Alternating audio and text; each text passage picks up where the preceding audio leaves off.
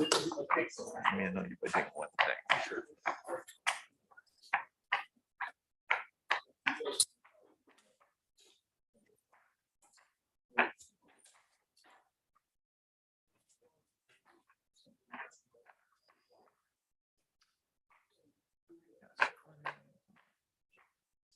All good.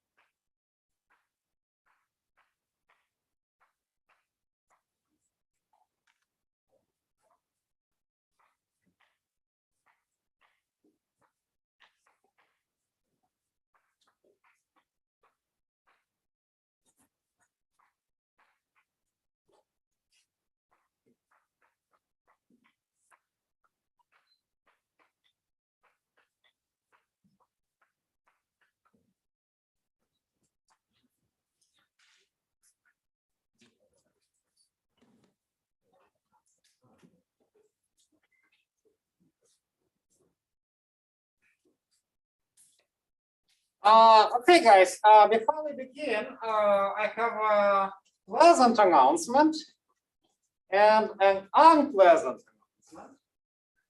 Pleasant announcement is on the board and currently very nice, and I like it on the things. Ivan means me. Of course, you can email any other Ivan, but this may not result in you receiving any money. Okay? Usually you can email me and this will not result in getting any money as well.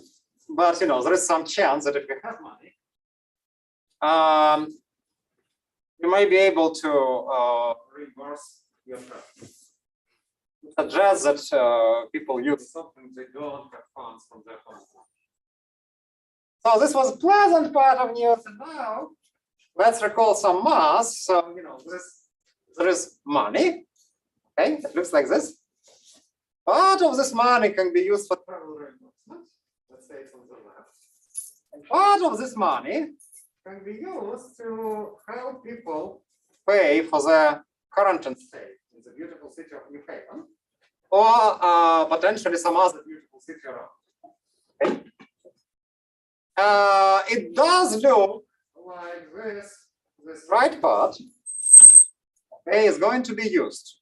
One participant has tested positive, and they will need to isolate. Okay. Needless to say, we would like to keep this number as small as possible.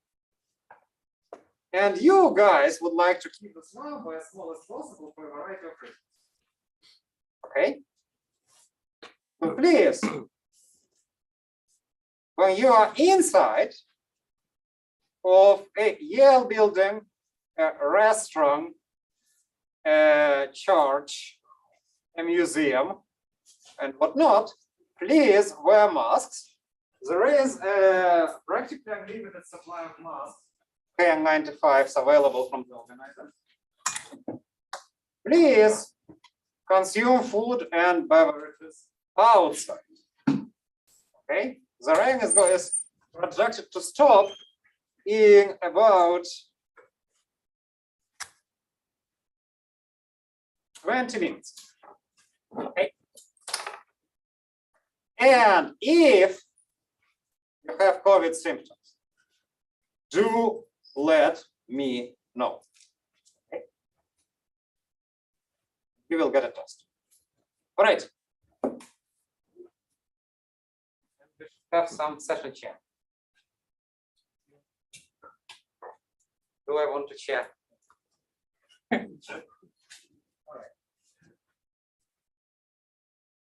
right. And the first speaker in the morning is Professor Zhiwei Yun from MIT. Today we have an MIT day. And he will be talking about integrable systems inspired by automorphic forms. Take it away. Thank you. Yeah, it's my great pleasure to speak here to celebrate Sasha's birthday. Yeah, before I knew Sasha in person, I of course knew him from his papers, and I could never quite classify him as working in which field.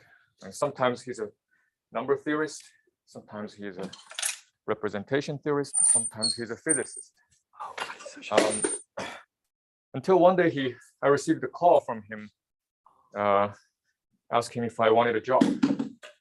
And then I visited Yale and he showed me the campus and possible housing areas. And then I learned that besides being a great mathematician, he's also very good at persuading people.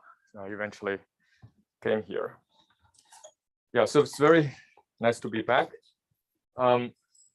So in title, I mentioned the two classes of examples, integrable systems that were inspired by automorphic forms. I think I would rather concentrate on one class of examples.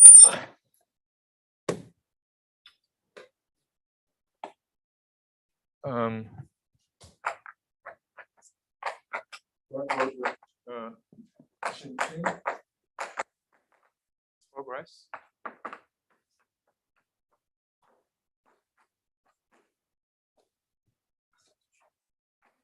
Starting with reductive group over C. So I'm going to construct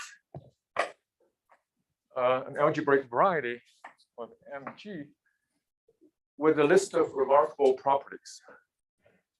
So I'll first give you the list of properties, and then we will talk about how to visualize it in various ways. So first of all, MG is a smooth symplectic variety.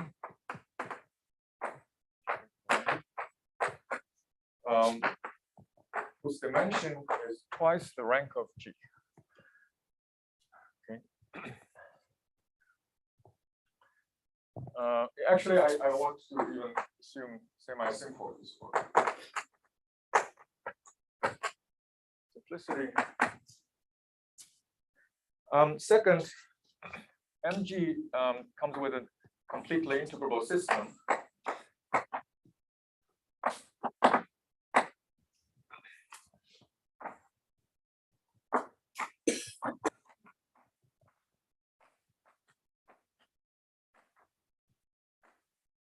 So that means fibers are Lagrangian submanifolds. Smooth fibers are Lagrangian. And this map is also proper. And general fibers are abelian varieties of dimension R.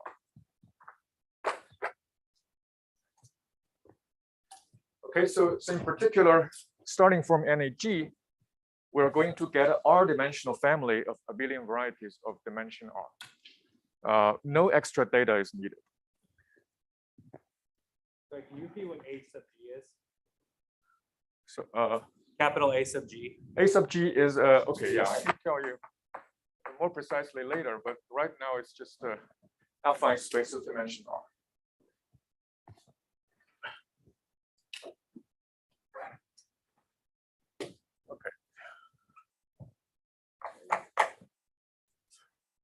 Also, there's so let's recall there's a group scheme called a regular centralizer.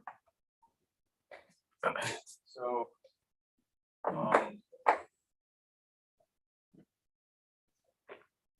so this is the space of pairs. We call it X and G, where X is a set of representatives for regular elements in the Lie algebra G. So it lies, if we can pick a custom slice, namely E plus centralizer choose a principal SL2 triple EHF. And G is in the centralizer of X. This is a group element. Okay, so this is a famous object in Lie theory. It itself is symplectic, and it has a Lagrangian fibration. If you just look at the space of X.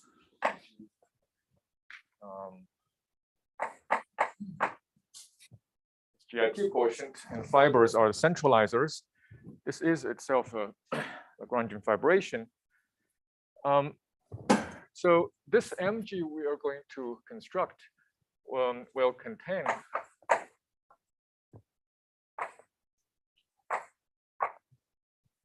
this regular centralizer as an open dense open subscheme. Not only that, more precisely, it's not really this regular centralizer that's canonically a part of MG, but rather a torso of it. But not only the regular centralizer of G, but groups that are smaller than G. Their regular centralizers also appear in this MG. So let's recall some combinatorics of the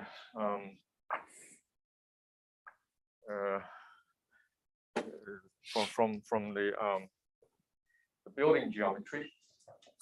So let's say this is the fundamental alcove.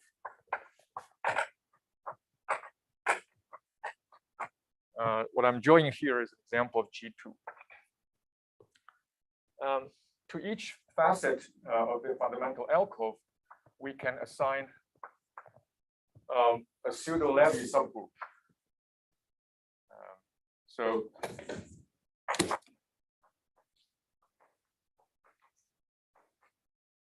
So for example, when G is G2, this point corresponds to G2 itself. And this point corresponds to SL3. This point corresponds to SO4. All these are subgroups of G2. They're centralizers of finite order elements. So these vertices will give you these semi-simple subgroups with the same rank. And then these edges will give semi-simple rank 1 groups, like GL2. And in the middle is the maximal torus. Okay. Don't assume G to be adjoint. No. Later I will, for simplicity of some statements. Yeah, so we get for each index, so let's assume delta tilde, this is the affine simple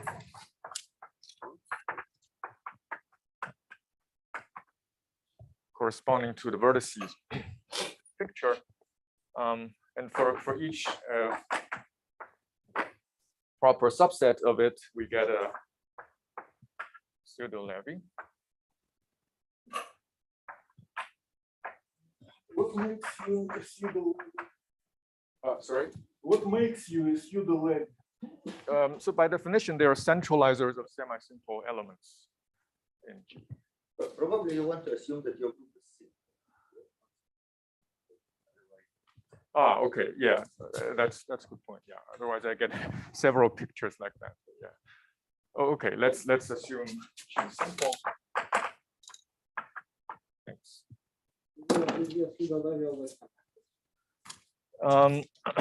Yes, so in my, I'm always taking the neutral component. So I really think of them as coming from parahoric, reductive quotient of parahoric subgroups, and they are connected by definition. Yeah, so they're not the whole centralizer if your group is not simply connected. I only take the neutral component. So for each such J, we get open embedding of a torsor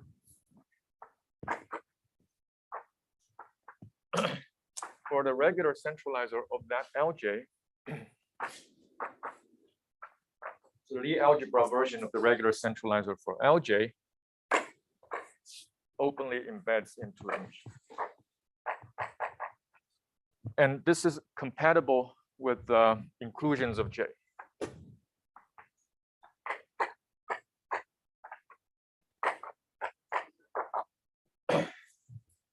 Okay, so and these open subsets actually cover MG if G is simply connected. So basically, you take the regular centralizer of G2, take a regular centralizer of SL3, take a regular centralizer of SO4. These three open subsets cover MG, but they have overlaps which can be identified with regular centralizers of these other pseudo-Levy subgroups, and they all have an open in common, which is the regular centralizer for the torus, which is just the cotangent bundle of the maximal torus. So that's another feature. Can I just have this variety like that? Yes, that's one way to construct it, but it's not very motivated. Yeah, I'll give a more motivated construction. So how does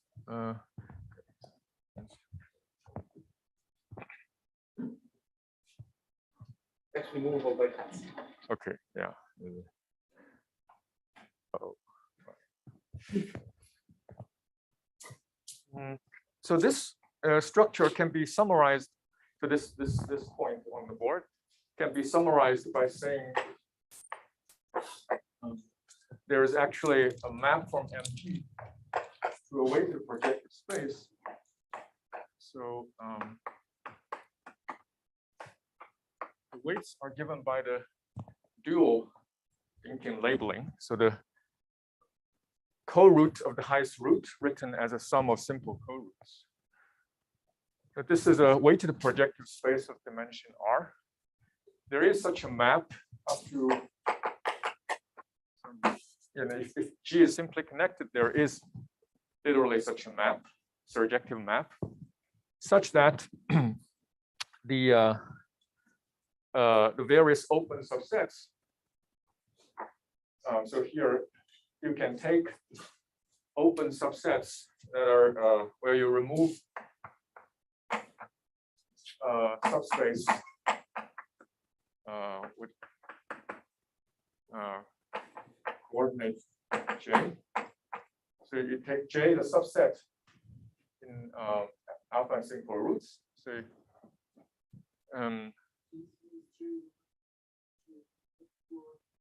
yeah, related to this J. Yeah. So unfortunately, I also use the J for regular centralizer, but yeah. So coordinate J is a subset, non-empty subset of a proper subset of alpha and simple roots. It will give a linear subspace in this weighted projective space. Sorry, so it's well, maybe it's not exactly that, but sorry. You can take a subspace open subset where J's coordinate well, the ith coordinate is non-zero for any I not in J. So some very elementary open subset of the projective space, and the preimage will be a torsor. This regular centralizer.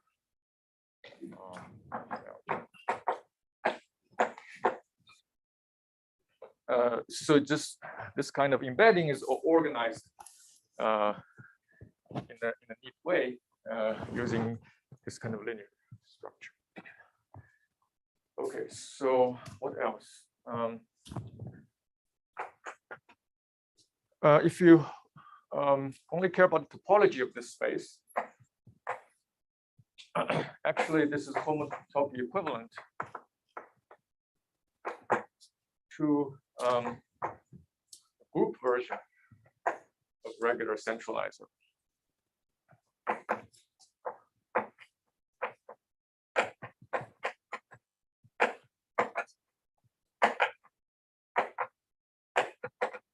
You take a regular element in the group and an element commuting with it. And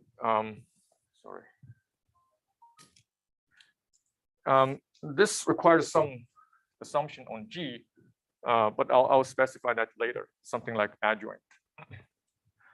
Okay, so this should be thought of as a as kind of Simpson correspondence, which I'll explain later.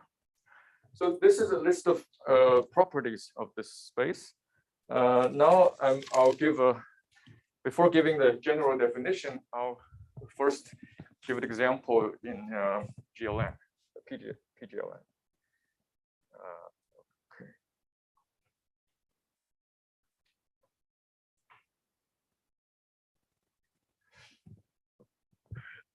Oh, yeah.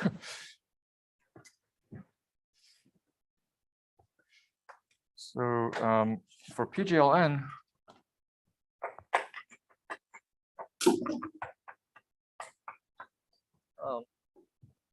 first is AG, so which you can call it pitch and base, is just the space dimension n-1.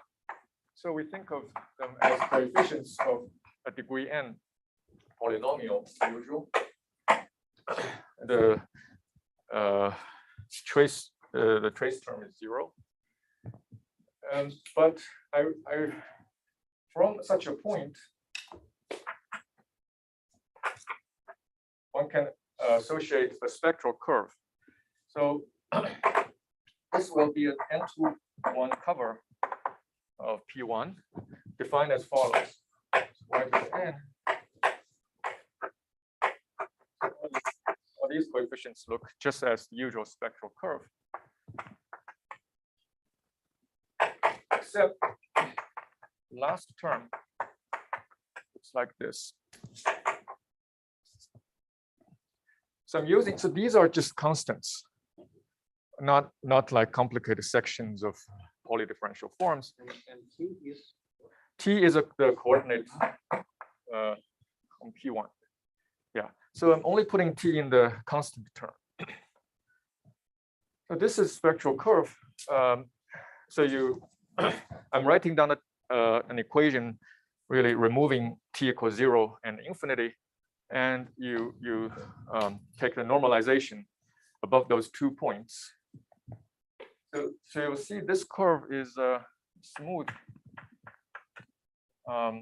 over. So as a curve, it is smooth and totally ramified.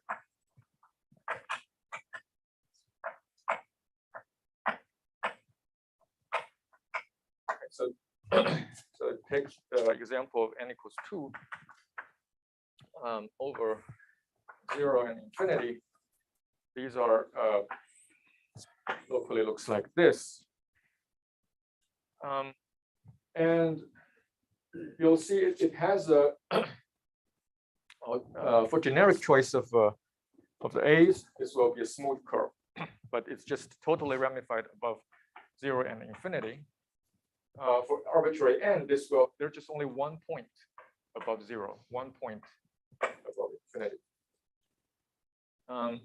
And this map is ramified along above 2 other points. Here it's just the points where when n is 2, it's just the roots of this equation. so this is a curve in P1 plus P1 or P1 plus A1. So I'm taking this curve in P1 in P1 minus 0 infinity times A1. That's the part away from 0 and infinity, and I just close it up as a smooth curve. Yeah, I think that's the easiest way to talk about it. Of course, you can embed it in some Hilbert surface over P1. Yeah. So this curve, and when n is 2, it's ramified over 2 other points that are roots. These 2 other points are the roots of t plus a2 plus the inverse 0. So it's a double cover ramified over 4 points over P1. That's a genus 1 curve.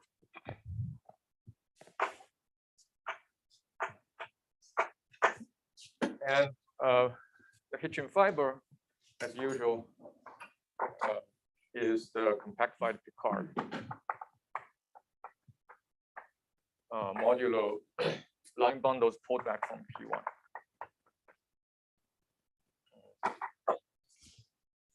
So, which just means shifting the degree by n. So this, if the spectral curve is smooth, we just get the n copies of Jacobi of the spectral curve. If the curve is singular, then this pick bar classifies torsion-free sheaves of generic rank 1 on this spectral curve, and this pick bar will also be singular. So that's what happens for PGLN. So this n equals 2. This is genus 1, and for general n, this is genus n minus 1. So the compactified Picard has dimension n minus 1, which is consistent with the fact that this is a Lagrangian fibration. So these fibers all have half dimension. Is it true generally that all the fibers? Yeah, in this case, all the fibers are irreducible. For general G, is this also the case? Also, well, for general G, yeah. So there's the analogous notion of being integral, having integral spectral curves, called being elliptic. Yeah. So in general, it's always elliptic.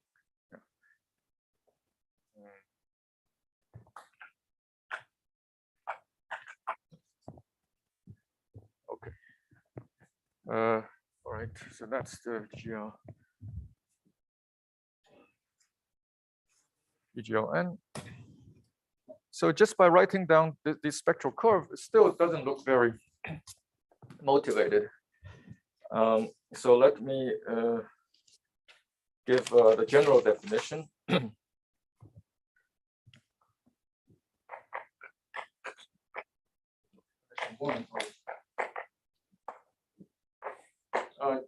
Here, I'm assuming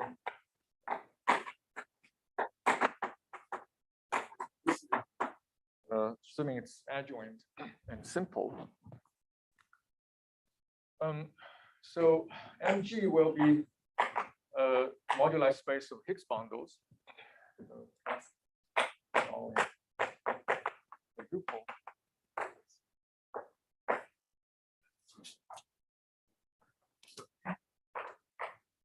This for G bundle P1. So infinity, we think of them as flags at 0 and infinity. So no reduction in general.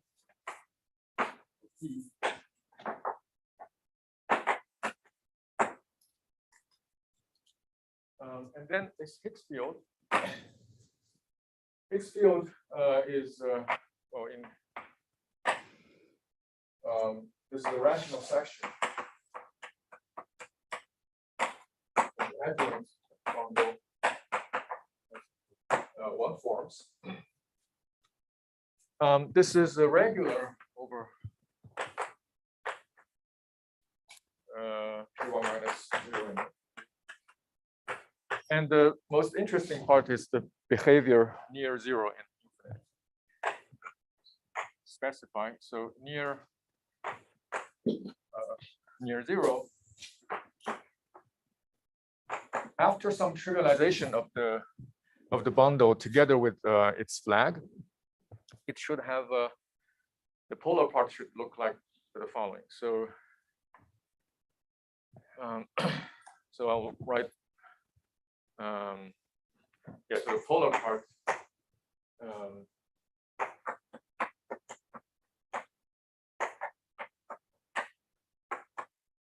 So it's going to have not just a logarithmic pole in general. So here I also will put some poles. Let me write down the formula, just the matrices just for GLN. So it looks like such a matrix plus something in the Borel. Is the Borel fixed or? So after trivializing E together with F0 near 0, my Borel reduction is the standard one, the upper triangular one. The Borel is fixed. Yes, Borel is fixed. Yes, and I allow terms that are immediately below the diagonal. These are constants. And then for the highest root space, I allow a further pole. And there's the condition that in the product of these numbers, well, yeah, so let's say is equal to 1. So all these should non-vanish, should be non-vanishing. In general, it's some weighted product, the thinking light labeling, should be equal to 1. In particular, all these stars are non-zero numbers. Okay, so you may say this has a second order pole at 0, but only in the mildest possible way.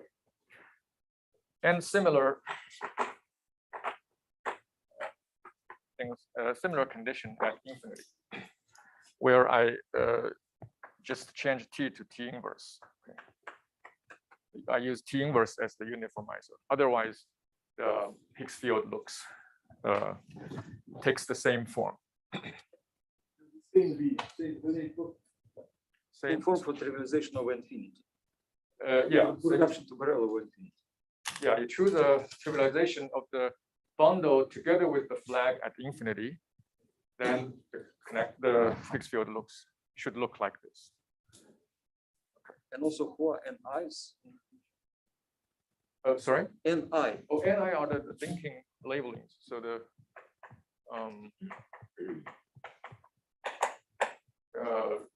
coefficients in highest root.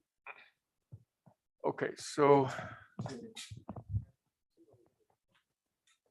and these are, yeah, okay. So maybe I should just write this.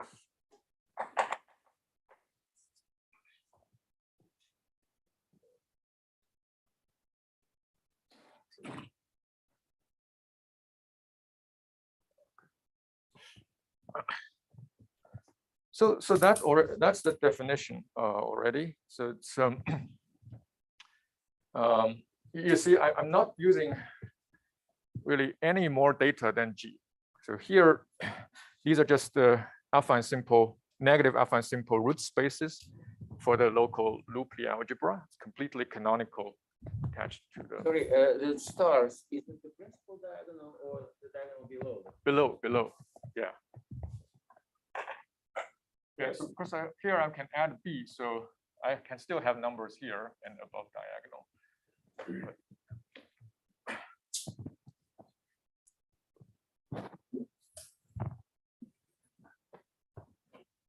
Okay, so that's one definition that should make the map to the Hitchin base more or less clear.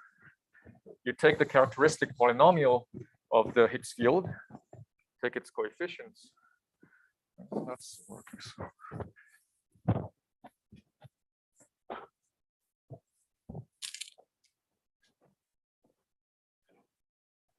Because of the humidity, I guess. Yeah, so vibration. coefficients monomial. G. So if for general G, that means you choose generators of invariant polynomials on G. Choose such generators. And a priori, these are sections of powers of omega. But because of this, the poles in the mildest possible way, all these, or the first n-1 of them are actually just numbers.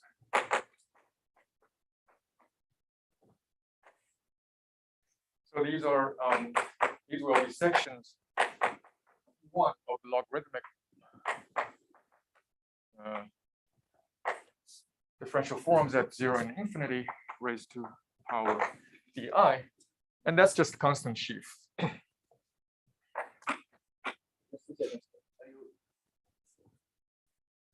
So the first few coefficients actually only have logarithmic poles. So unless you're taking the determinant of that matrix, you won't see this added T inverse contribution. So these coefficients are as if phi only has simple pole at 0 and infinity. And The coefficients for G and general invariance, yes? invariance, yeah. But still, the first, so the last one has degree to the Coxeter number. The last one will see zeros and poles of T. So this one takes the form of T plus AR. It will have a simple pole at 0 and infinity. But all in all, this is still an R-dimensional, just as the Chevalier base P mod W. Okay, so that's the first definition.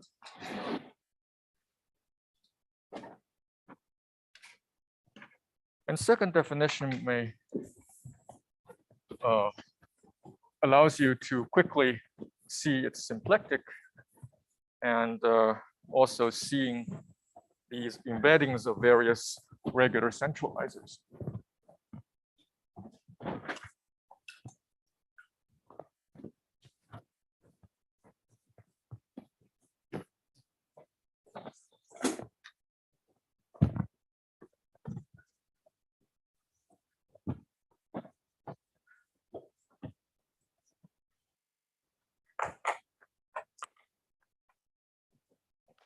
So for this, I'm going to identify this as some or shifted version of cotangent problem.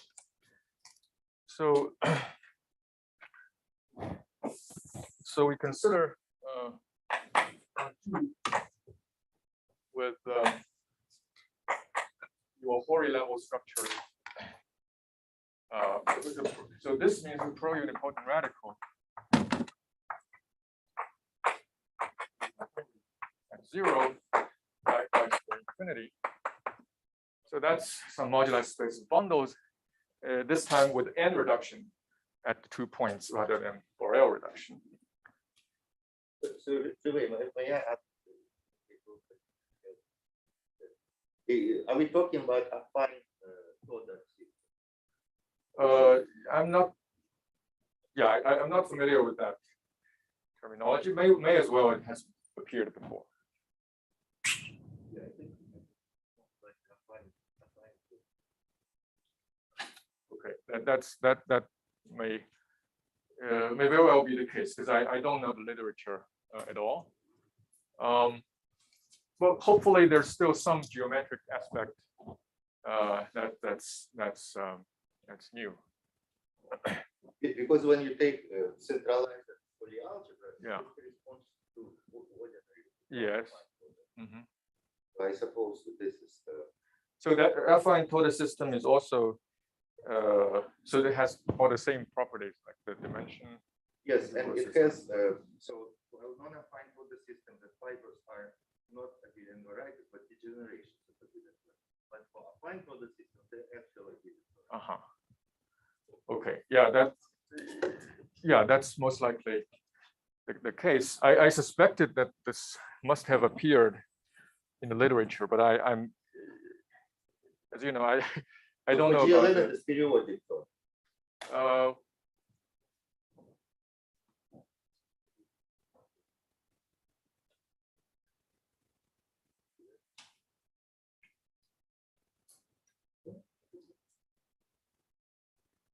Okay, so yeah, so this one we can view it as a shifted cotangent bundle of this on G, where the shift comes from putting some additive characters on these two level groups. So for example, your Hori plus maps to each of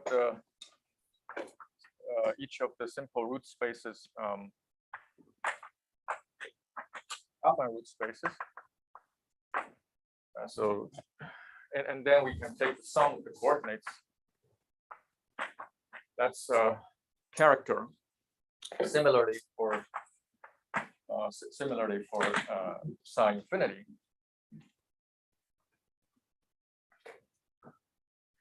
And then we can just do this Hamiltonian reduction of bond G with slightly, we raise the level a little bit so that the character becomes trivial, and then take the moment map and take the moment fiber. So more precisely, I want to take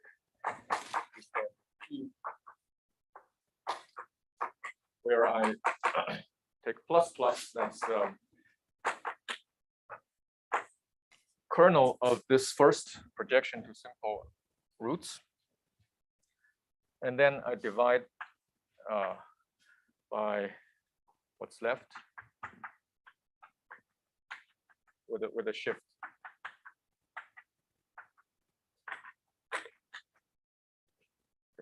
Cross and then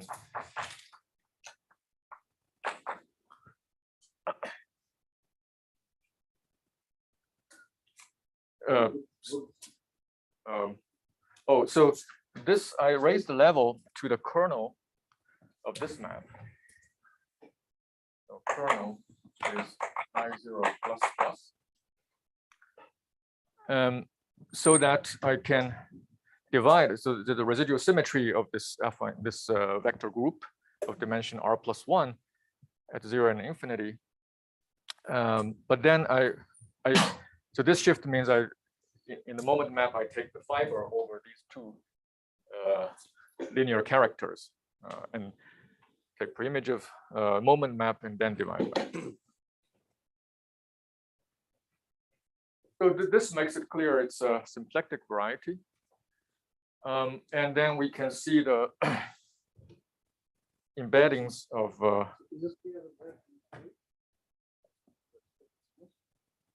it's not so clear from this perspective, but for the Hitchin space perspective, you can compute all like deformation and automorphisms. That's pretty clear.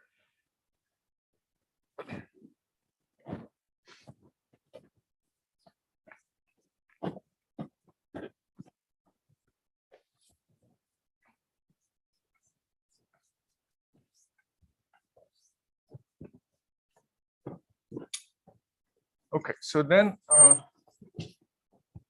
we see these embeddings of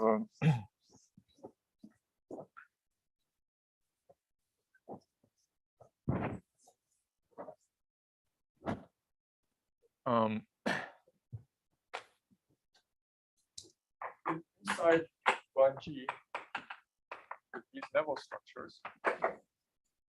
If we insist that the bundle is trivial, underlying G bundle is trivial, and allowing arbitrary level structures, it contains an open subset. Looks like G bar. And so, well, it's more convenient to put the M minus here. So this is the open locus where G bundle is trivial.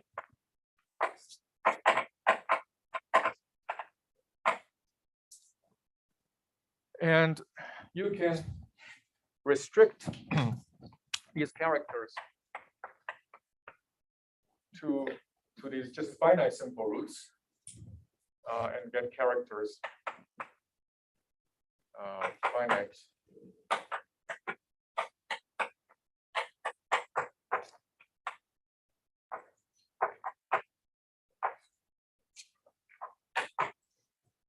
So this we're back to the yes this well I know this story, but I don't know, I didn't know the affine story. So this we are back to the familiar total lattice picture for finite dimensional G. Well, okay, so if you do it for loop group, there are two versions. One is you sort of work at locally at 0. I don't think that works. If you instead of talking about G bundles on P1, we talk about just the local modifications of G bundles at the puncture disk around 0, and you with the same level structures. I think that's a different space. No, you need flex movie polarization for n. Okay, maybe we can talk later. Okay, so and the similar embedding exists for every parahoric subgroup. Hj in affine proper subset of affine simple roots, we get parahoric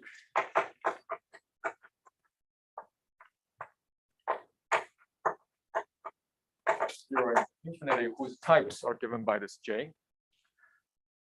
And that allows us to see an open embedding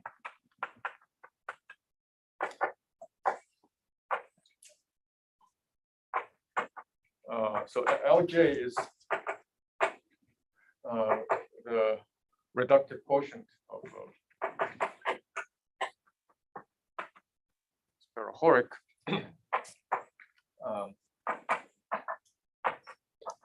So you can see this as an open subset of this fun G, and then the shifted version will give you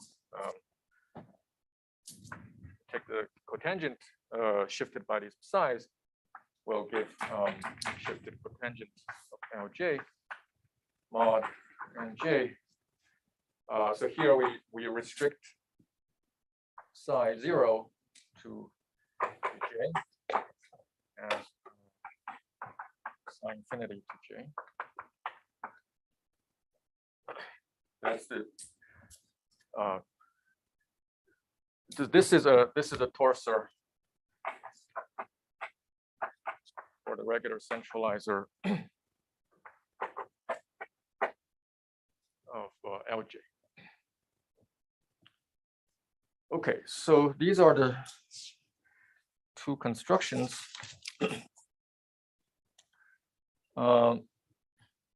Right, so now I want to talk more about the Hitchin integrable system. Well, actually, yeah, so I'll continue Bungie perspective for a while. I want to just mention my personal motivation to look at this space from automorphic form, which is already pretty clear when I introduce this fun G. I want to look at automorphic forms for the function field of P1 with certain ramification conditions at 0 and infinity.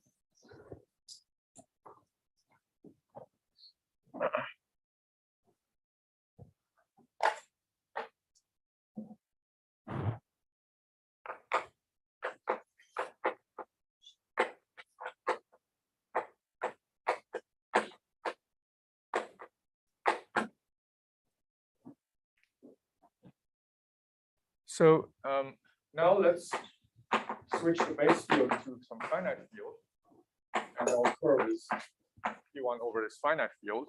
And yeah, so the function field F. And we are interested in automorphic representations of G Gauss representations called pi. With the following local behavior. So first, it's unramified away from 0 and infinity.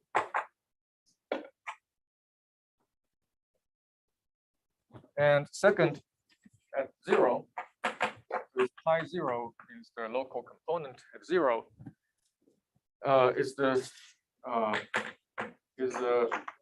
what's called a simple supracuspidal.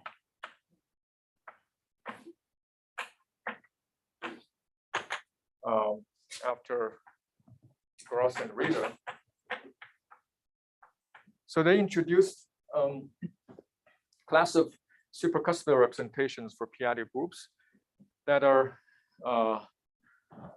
the depth is positive, so they're beyond those tamely ramified representations, but again in the mildest possible way. So that class is called simple supracuspidal. They are characterized by having eigenvectors under Iwahori, pro-unipotent radical Iwahori, with a certain non-degenerate character, so non-zero on each affine root space. If your representation has such a eigenvector under I0 plus, that is a simple supracuspidal representation.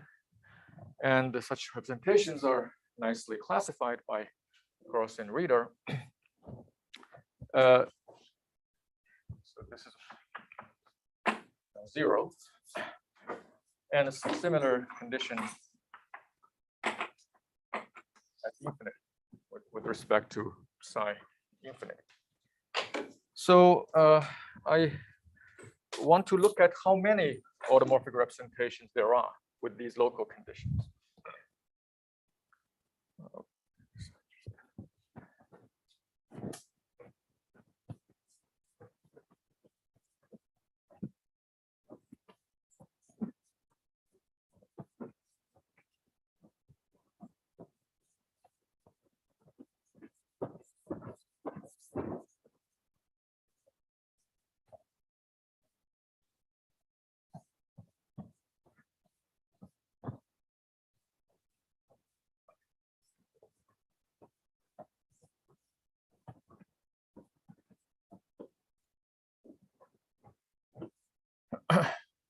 So suppose we're counting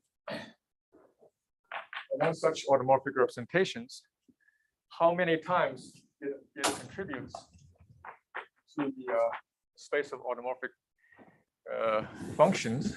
So this is the multiplicity of pi inside say functions in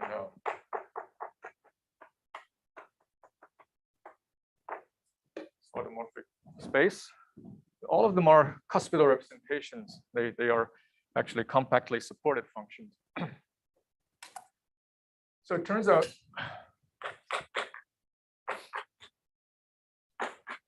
this is equal to yeah, so q to the minus r times the number of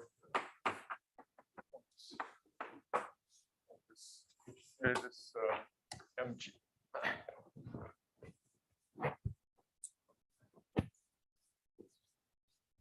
And in fact, there's a more explicit formula for the number of points that I find quite amusing. So if we assume G is adjoint, and look at the number of points, well, again, simple. number of points. Well, so there are some factors that are there, and then there's the summation of combinatorial nature. So for each positive integer, let's take delta. For this is affine set of affine.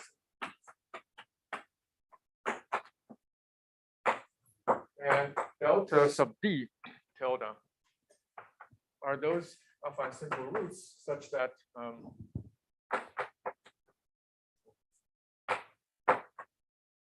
thinking labeling is divisible by d. So that's some finite subset of delta tilde. So sum over those d such that some thinking labeling is divisible by d. And so here the sum is phi d, this Euler function of d times this quantum q number. So 1 plus q squared q to the number of elements in delta d tilde minus 1. So the delta d number of terms here is the delta d tilde. Is this also the one correct or you want to? So that's right. So this is well, the compact support concurrent polynomial. It turns out. Yeah. So you can. So MG has only even cohomology. MG only has even cohomology for G adjoint at least. For G not adjoint, it's more complicated. Is it a paved variety? Does it have a paving cell? I mean, not by cells, but you can see from the regular centralized paving by regular centralizers. It has, if you want, you can. I think you can get a more or less explicit paving. Yeah. So this leads to the question of what is the cohomology of MG, and what is its relationship with the Hitching vibration.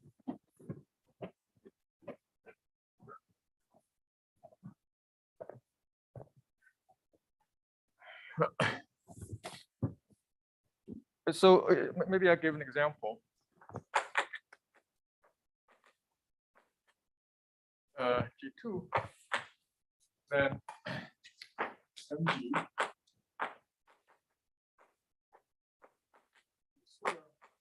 times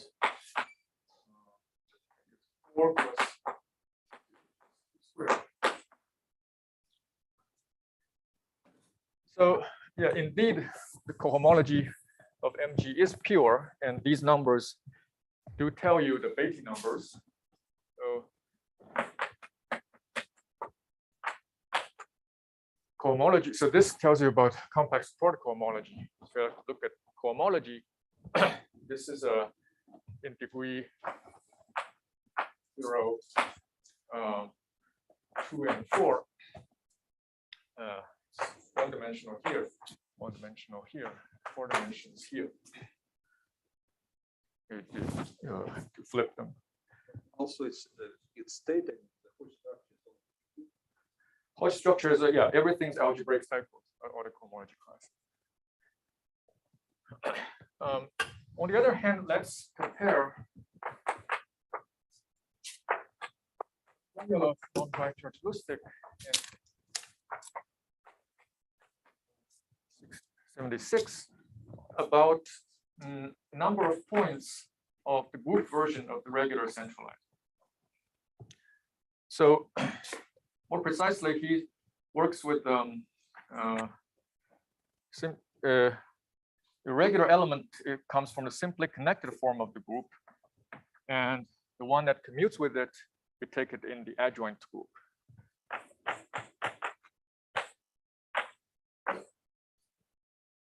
So this number,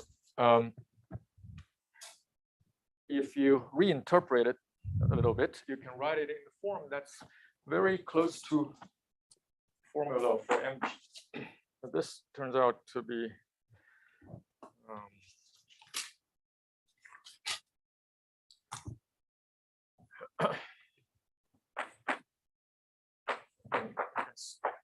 rewrite it as sum over such d q to the complement of delta d by d. Then quantum q square number.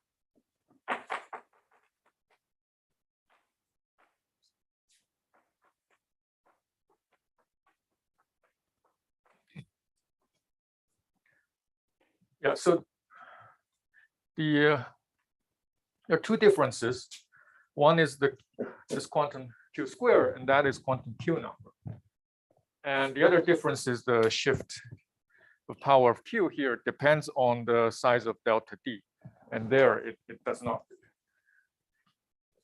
So this is a palindromic polynomial. It satisfies Poincare duality. Just kind of numerical.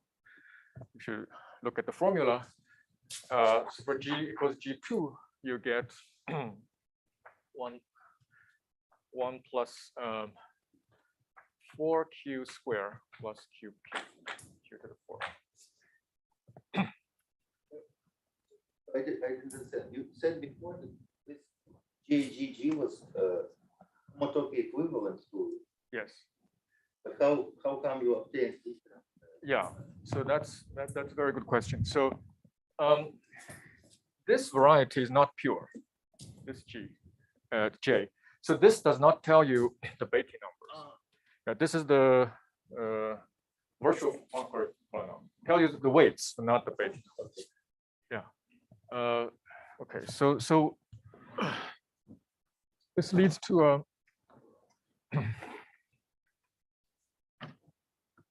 conjecture in the spirit of P equals W.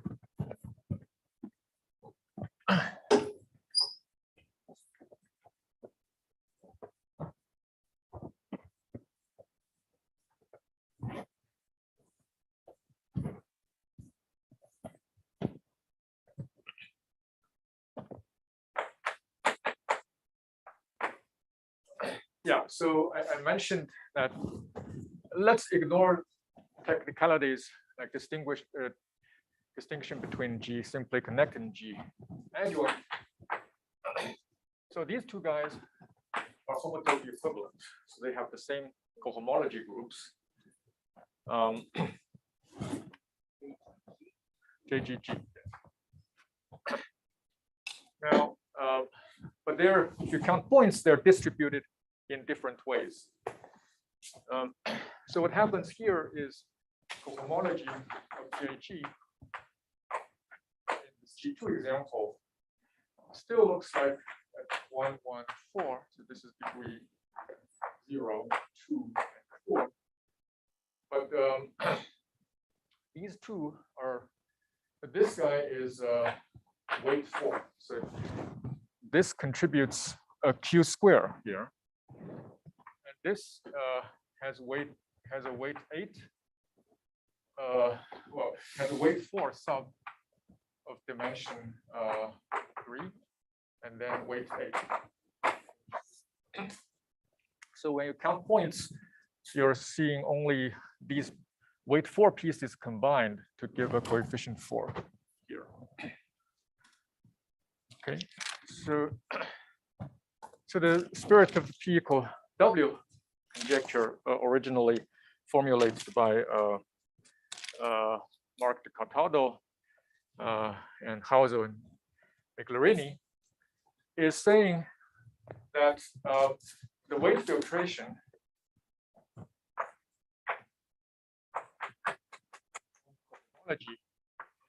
of, well, whenever you have such a situation coming from non-abelian Hodge correspondence, the Betti space tend to be non-pure, and we consider the weight cohomology, weight filtration on its cohomology.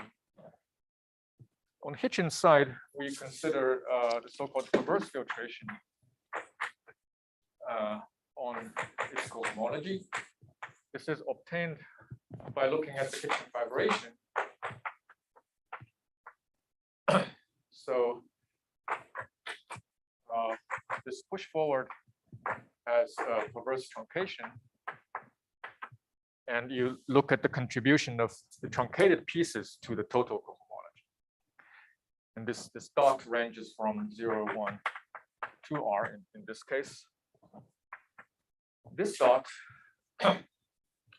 ranges from 0 to, so it's always even in this case, and 0 to 4R. And the conjecture is that these renumbering, these two should correspond to each other. That's the conjecture in this particular case. And it's consistent with the point counts. So yeah, we made some progress towards understanding cohomology of both sides, but we still haven't proved this equality yet. It should be much easier to prove the numerical version, where instead of saying the two subspaces correspond to each other in cohomology, we just say their graded dimensions are the same. So that's the P equals W. And just very briefly mention another aspect one can explore, which is in the spirit of Langland's duality. So here, both sides are about G, the same group G, and this is the Dobot space, and this can be viewed as a Beatty space of certain wildly certain irregular connections. Now, in the spirit of Langland's correspondence, Mg conjecturally should be related to J of G dual. So that, again, the group version. So in this direction, in the usual total lattice case, we have the theorems of Victor and Lonergan that describes the D modules. So this G mod psi and psi, essentially in terms of dual data. But well, D module version is more technical to say. At least there's a full embedding into D modules, W equivariant D modules on T, and we can try to rewrite this in terms of Langland's dual data by mailing transform.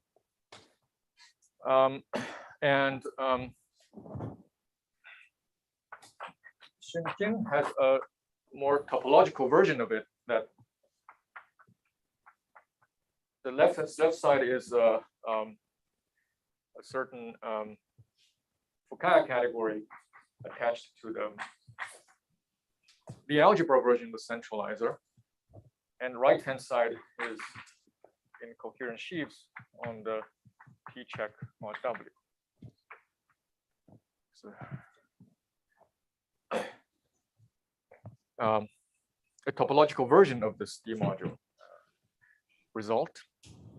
And we conjecture that in the spirit of this topological version, there should be an equivalence between Fukaya category of Mg with incoherent sheaves on group centralizer for the dual. And that's a conjecture. Okay, let's stop here.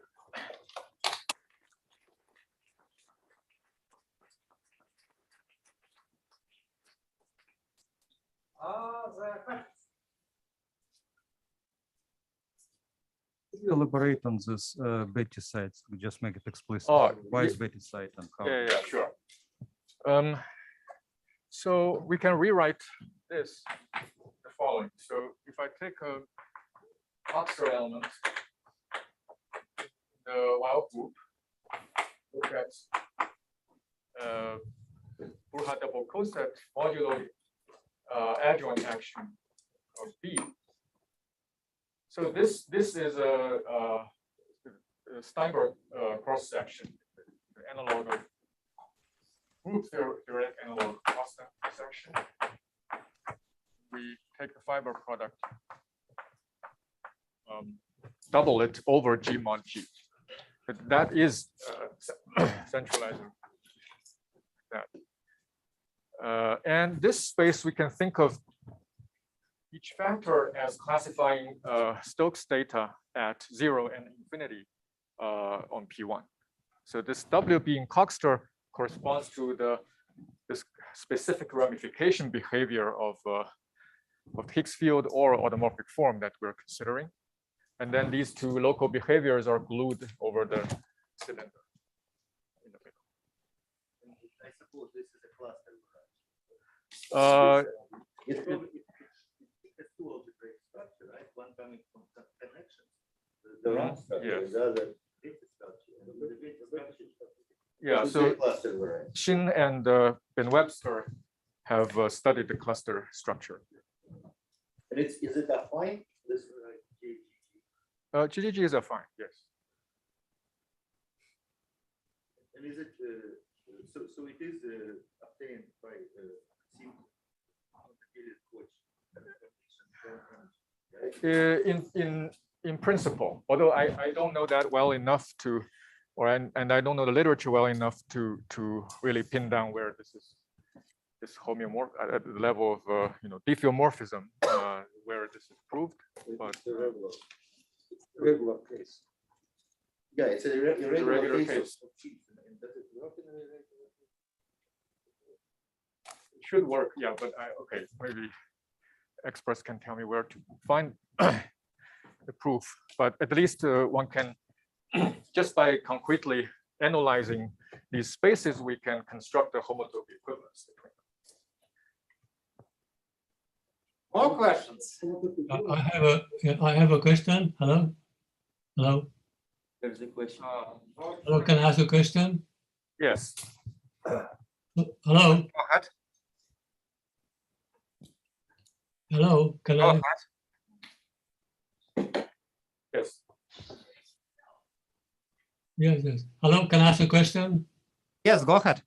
Yes, so you mentioned that this formula number of points in one case is obtained by eigenvalues for Venus. There are squares. In one case it's sometimes least, in the other case it's a squares of those Q, powers of Q.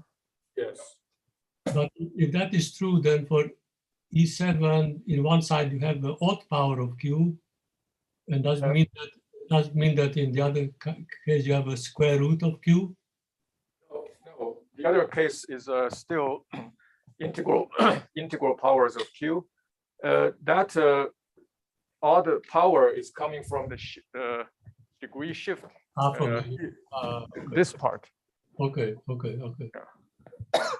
There's no contradiction. Okay. No contradiction. Hopefully. Yeah. And also the other thing is in the formula for this phi you gave in the beginning of the talk, it looks like the deformation of a regular element to a topologically nilpotent one. Yeah. But is that what it's supposed to be? Yeah, I think that's one way to think about it. Although the way I set it up is it has a pole rather than, so I'm adding a T inverse term rather than T term. So it's kind of dual to that procedure. Okay.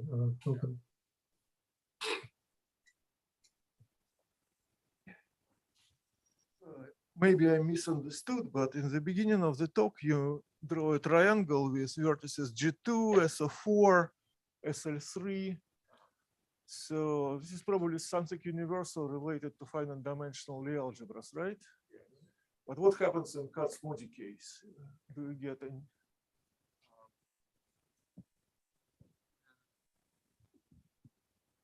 Well, so you can formally extract those groups.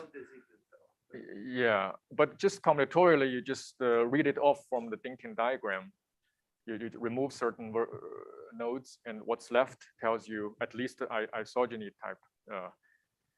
Of You take a fine diagram, then you delete it.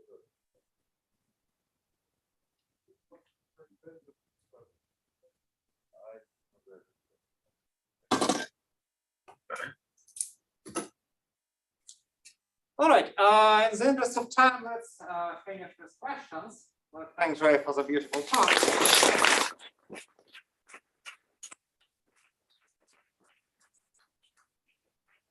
Let's resume at 11:40.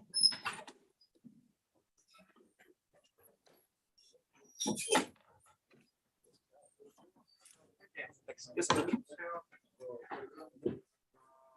We must Just one moment.